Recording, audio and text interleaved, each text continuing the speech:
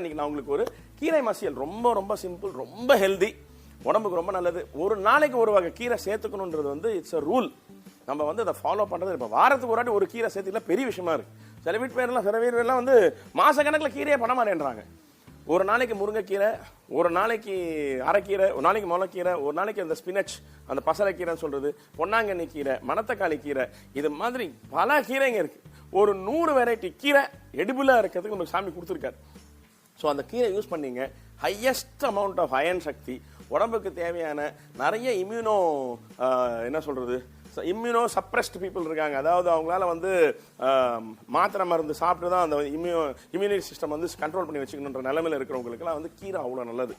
So kidney issues இருக்கிறவங்க மட்டும் கீரை சாப்பிடும்போது டாக்டர் கேட்டு சாப்பிடுங்க. சில பேருக்கு சில கிட்னி கண்டிஷனுக்கு கீரை சைடு எஃபெக்ட்ஸ் இருக்குன்னு சொல்றாங்க. பட் அது நாட் ப்ரூவன். பட் ஸ்டில் நீங்க உங்க டாக்டரை கேட்டு அதை சேர்த்துக்குங்க. பட் அது மாதிரி கண்டிஷன் இல்லாதவங்க தயவு செஞ்சு கீரையை டெய்லி சேர்த்துக்கங்க. ரொம்ப ரொம்ப பிளட் பியூரிஃபை